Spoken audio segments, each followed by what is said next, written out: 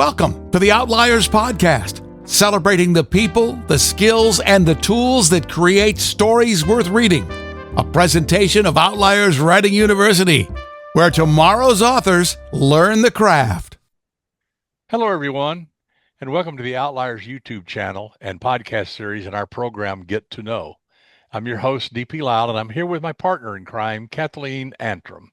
Thanks, Doug. And I am so excited about this interview today. We have got truly an icon in the industry. She's not just a New York Times bestselling author, a grandmaster, a thriller master, president of MWA, over 38 books, I believe, at this point.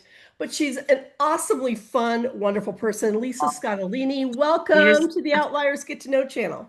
Thank you so nice. I love you both so much, and I'm really happy and honored to be on the podcast. Oh, you're so sweet. Thank you. Well, as our viewers know, one of the things I like to do is kind of get into the psychiatric nature of things. And so I want to dig into your childhood. Uh-oh. 10 years of therapy. I'm all cured. Ask me anything. Go ahead. Completely mentally stable and healthy. I know. I come with a certificate of sanity. My brother's a psychiatrist. I love that line. That's a great line. So anyway, what I would like to know is whether you feel your childhood contributed to you becoming a writer. Did you have imaginary friends? If so, we want to know their names. Were you an introverted child? Were you an extroverted? Bradley Cooper is my imaginary friend. Gosh, I'm so jealous. Oh, you still have one. Huh. Oh, yes, very much so. So tell us about your childhood and how this all began. Did you read a lot? Tell us.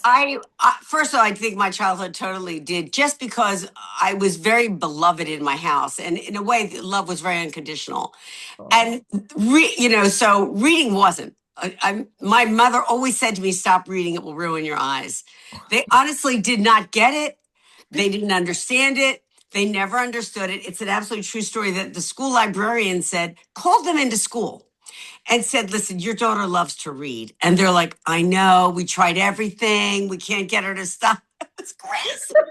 It was crazy. And they said, "Take me to a library. Take your daughter to a library." And they did. Like, my father took me and waited outside in the car like a dog. We had no books in our house. The joke that I always say, which my mother hated, but was true, was that there was one book in our house, and people will say, "Oh, the Bible."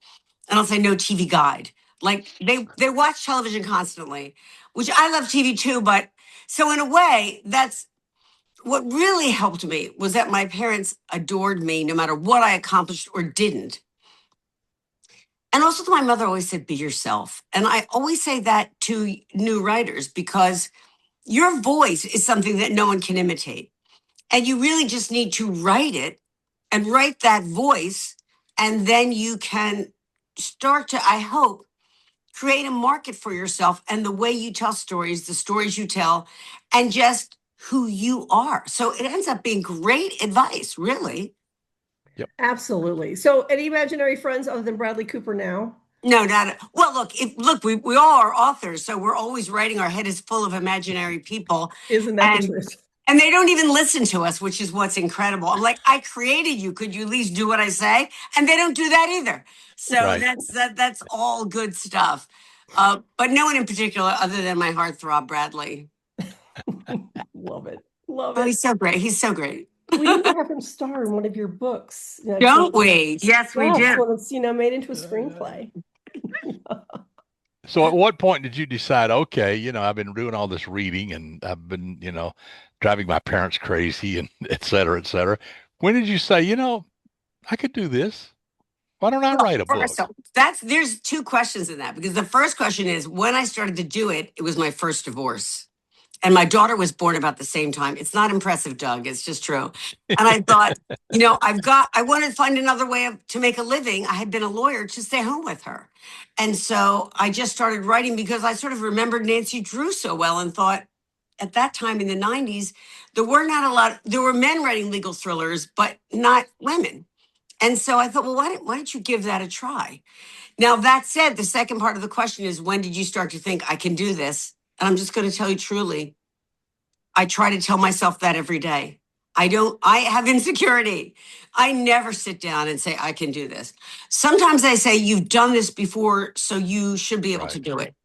But I never say, I got it, not let's start smoking. I never feel that. And maybe it's because I write without an outline. So I sort of just start the book. The new book, This Changes Everything, two friends see on FaceTime the murder of one of their grandmothers. And it's so heartbreaking. And right away, they got to get together to solve it. And that was the idea I had, because on FaceTime, because we all like this, aren't we? And also as a lawyer, I'm always a little bit like, what can go wrong? That's usually my first thought. So when I'm on FaceTime with my daughter, I'm like, oh my God, what if someone came in, like mugged her? I even think when I'm on Zoom, I'm in a hotel now, but what if a bad guy came in? I just think that. So that was the idea for the new book. And then I just try to figure out what happened next the whole time. That's my process. It's great. So you're a pantser and not an outliner, correct? Oh, cancer is a nice way to put it. Yeah. That's what they call it. Yeah, I'm the same way. I want to be surprised every day. That's how I feel, but it does make it difficult, doesn't it? I mean, you don't really know. Sometimes you got to go back with a hammer and saw and fix a few things, but so what? To me, an outline is like a root canal. I feel like it would be like, I always think it would be like Mad Libs, that you're going to fill in some blanks, but that's just individual. There are a lot of people who do it, and their life is much more organized than mine, Yes. And I think the ultimate message is do whatever works for you. Whatever works for you. It's still America. And that works. I see all these flags outside the window in Providence. That's why I'm so. Yeah. What city are you in? Providence, Rhode Island. Kind of a great. Yeah. Never been there. So, it's great.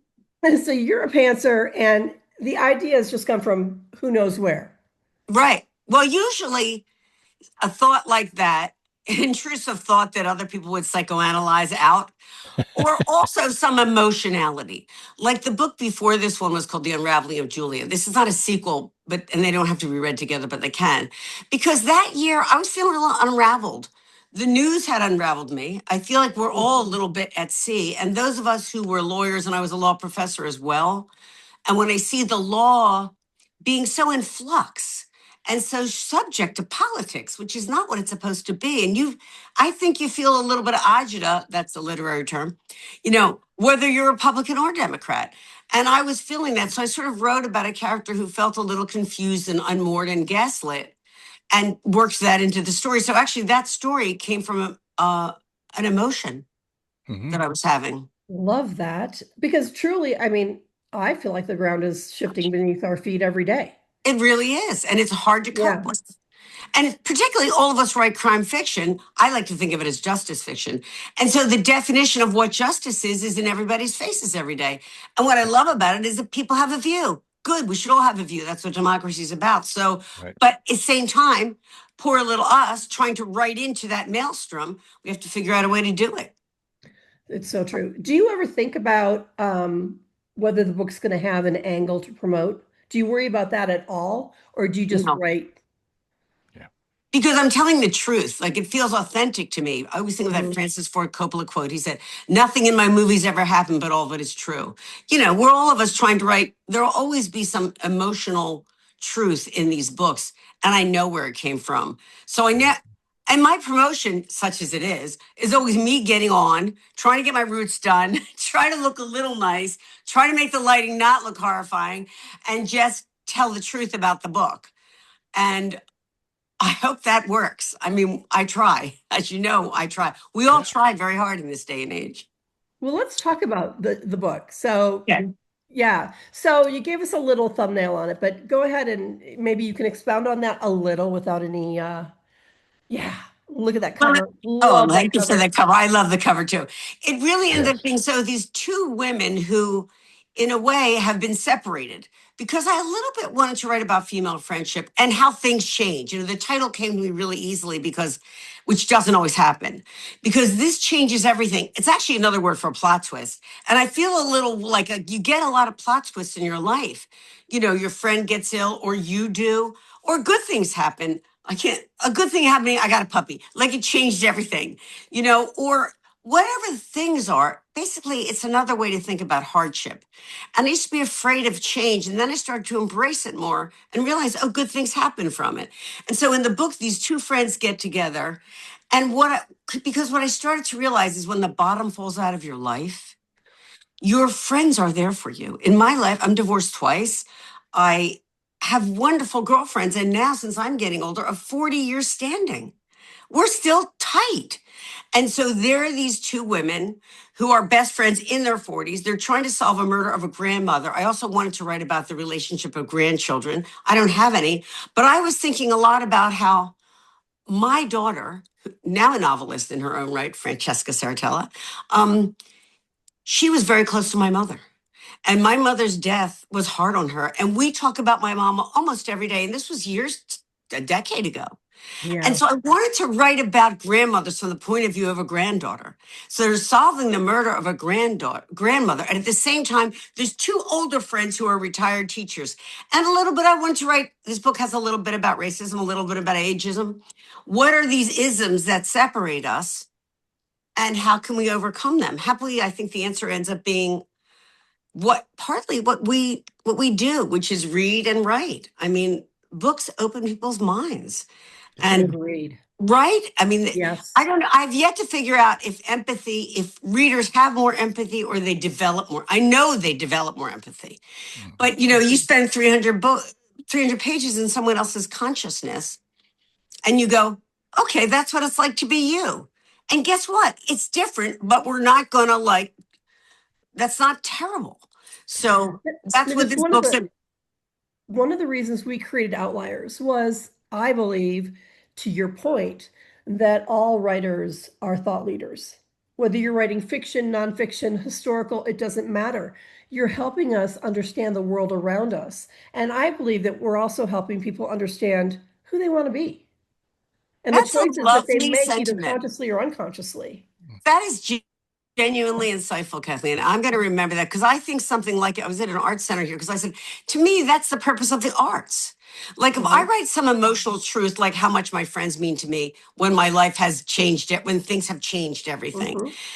And I write it from the heart, really, truly, even in the context of a thriller, which I regard as the highest of all literature. We're writing about justice, right? We're writing about love and hate and justice and injustice and the role of law in society. So to me, I go, if I'm writing about something really true to me, then it will be true to you. And when you read it, you will remember that how much alike we have in common and not how much different we are. And that's why the arts matter. Since we do books, I feel it very strongly with books. But it's true of music. It's true of opera. Exactly. Everybody will cry at the same point in Ave Maria. Why? None of us really know. Well, Italians like me know. I don't know why we all cry, but that arts will touch you in a way, and that's wonderful. So being a thought leader, listen, I want to sound braggy, but I think that's kind of our job.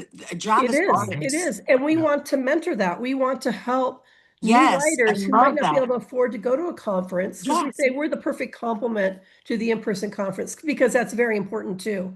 Relationships, your tribe, etc. But we, teach online so that new writers don't have to spend $3,000 to $7,000 to go.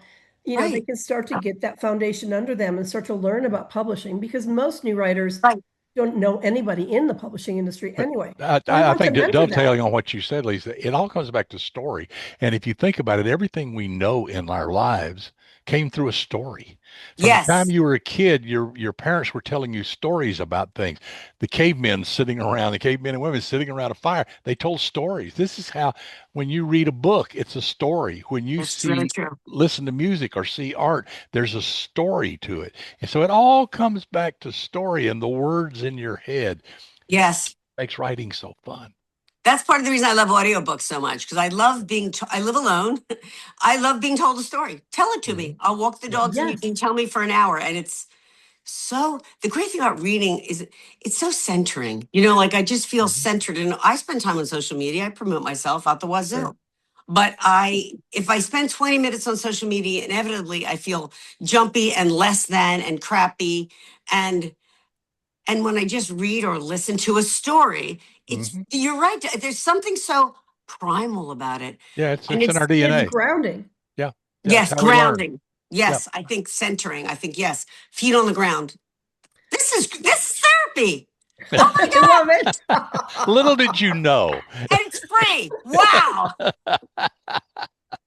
So now, so when does your book come out? And you're on the road promoting right now, correct? This Changes Everything is out this week. I'm on book tour, which I love because when you started saying, I think your point is so apropos. This is a solitary profession. And honestly, that might not be the bad news because I think go back to my mother with the be yourself. Sometimes I think when you write your story, you have to go within a little bit and tell the story that your heart's telling you to tell. That doesn't mean it's easy, but it means that's what you should do. But it is nice eventually, like you say, Kathleen, to have a network. You can join MWA, you can join ITW, and you So can important. find your tribe that will go, could you have a conversation like, I've used this verb too often. What do you do when that happens to you? You know, all the dumb stuff that we get obsessed about and the business end that we don't know anything about in a rapidly changing environment for publishing. So I forget what that was the answer to. I'm sure it was an incredibly good answer, though. It was was an incredibly great, good actually. No, it was right on. But it's true. You were talking about, we do all this in a vacuum, all this alone. We play with our Yes. imaginary friends. And Yes. it's a stand-up comedian knows when he's dying, but a writer doesn't. You've got no audience. Right. And sometimes when I'm sitting there, like, I always feel like, I try to write books that are really emotional. So if I'm not crying at one point or choking up, and then I go, well, you're not going to make anybody cry if you're not crying. Then sometimes I cry and I go, you're just a big crybaby, Lisa. No one's going to cry. Yeah, right, exactly. We could just be like completely delusional. And I'm always so emotional that I'm like, but my daughter says you're emosh. I'm like, I am emosh. But that's the point. At the end of the day, I write a lot. One of my series is humorous. At the end of the day, you don't know if that humor and that emotion and that thing's going to fall flat or not. Right. Because you just don't know until you say, run, Forrest, and see what happens. Or your agent gets back to you. Like friends in your tribe and a good editor. Because I think sometimes, you'll get an editorial letter and it will say what doesn't work, but it will sometimes say what does. And I find that very valuable because a lot of times I'm at sea a little bit. That's why I love to hear from readers. I answer as much email as I can. I read it all. I read my own rolling reviews. People don't read them. I memorize them. Oh, girl and Doug, I'm all over it. Anything anyone's saying about my book, I care very much. I'm not necessarily that I'll change it. But if there's a consensus like this didn't work or a consensus this did work, it's nice to know what works. You don't know what works. It worked for you, but you could be, as I say, you're kidding yourself. And so it's merely your opinion, exactly. and you got to have the opinion of millions before, you sell 1 million books. Right. So true. So are you working on another project? I am. I do a book a year. The next one is called The Fall of the LaFleurs, which is a family. It's more like the What Happened to the Bennetts and the Truth About the Devlins. It's a domestic thriller. And I kind of love it because they're super wealthy and I had to go to Monaco to research it. Well, of course. Which was awesome. And maybe Dubai. Yeah, I know. Right. I'm like, Lisa, I've said like 37 books in Philadelphia, 2 blocks from my house. I'm like, you need to. Yeah. Well, you're missing the boat here. Look at these authors like, Ludlum. I mean, they're in Switzerland and they're deducting it. I'm like, get on the stick. But it's sort of interesting to like write that. And then after that, I'm going to bring back Benny Rosato, who is actually in this book, a serious character of mine that I really loved. And I'm going to write them again, which was fun. Cool. Oh, absolutely. So, talking about series, we're often asked, how do you keep a series fresh? So do you have... Listen, I'm a big dork and it was always fresh for me. And I think Doug put his finger on it too. When you don't know what's going to happen, it just feels fresh because you're on the edge of your seat. I remember saying to myself at some point, Lisa, the surprise ending is not supposed to be a surprise to you. Like you're supposed to know it, but I kind of don't. So anything I write always feels kind of fresh to me. I wrote 17 of Rosato and D'Annunzio. I loved it all the time. At some point I was feeling, well, I actually saw here so much political change and so much changes in law and justice. And I have extended family going way back who grew up actually are old enough to remember fascist Italy. And I wanted to write about that. So I wrote a historical thriller called Eternal. And then I started to explore more types of thrillers. They call them thrillers. I think we just write books that aren't boring. I don't know if you want to call that a thriller, but knock yourself out. Nobody can divine them. Yeah, right. But so now I'm doing psychological. Add a 0 to the check. Right, exactly. And domestic. And I love what we all write. I love our genre. I love books that are so involving from the outset that you can't put them down. It's like a great conversation. You can be aware someone's just talking at you, or it's a bad date. Not that I've had a date in recent memory, but I remember bad dates. I actually remember bad marriages, but we could talk about that. I can both of those. Currently single, got it. Been single for 10 years, got it. Yeah. Ain't nothing wrong with it.